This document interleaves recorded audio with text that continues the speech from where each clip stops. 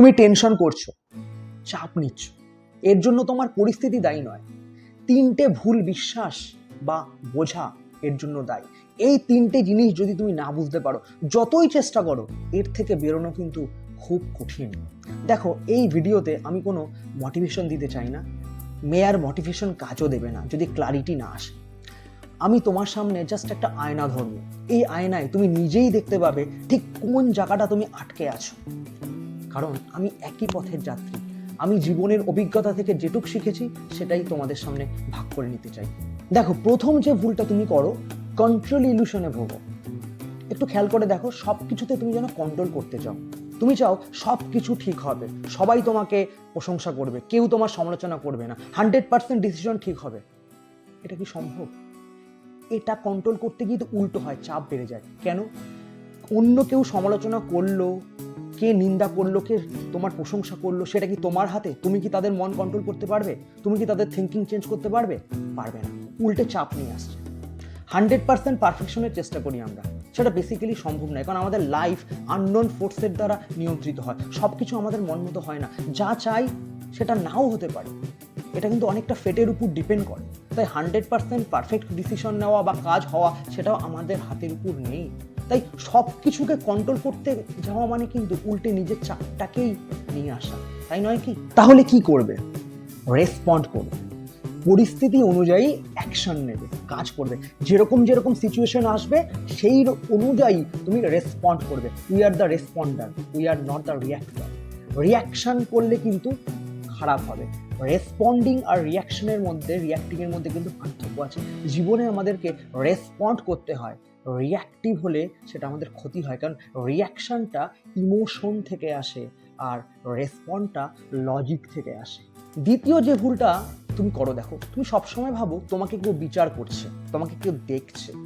এটা কত বড় যে তোমার ক্ষতি করছে। দেখো, সবসময় যদি তুমি ভাবো তোমাকে কেউ বিচার করছে, তোমাকে কেউ দেখছে, কিন্তু রিয়ালিটিটা কিন্তু অন্য।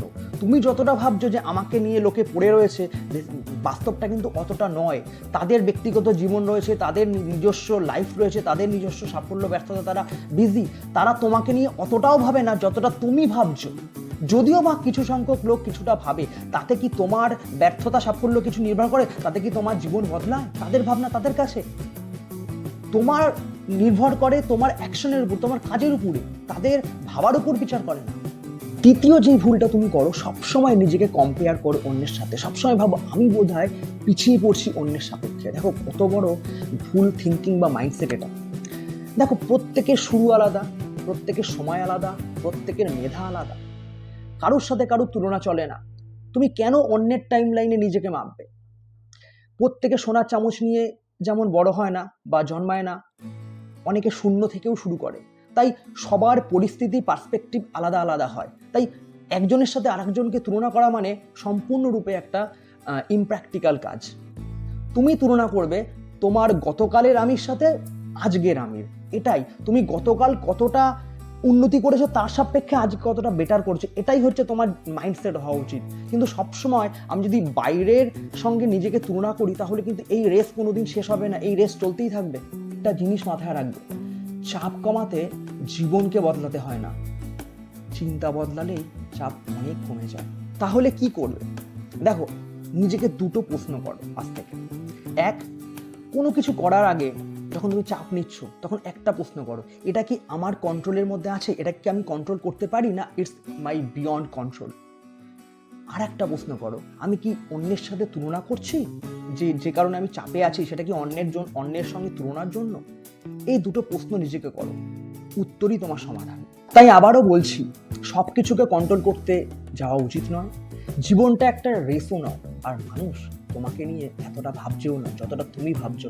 এই 3টে সত্য যদি তুমি বুঝতে পারো, তাহলে জীবনটা অনেক সোজা এবং চাপমুক্ত হওয়া যায়। একটা প্রশ্ন রেখে ভিডিওটা শেষ করতে চাই, তোমার জীবনের সবথেকে বড় টেনশন বা চাপ কোথা থেকে আসে? তুমি কমেন্টে লিখে জানাতে পারো।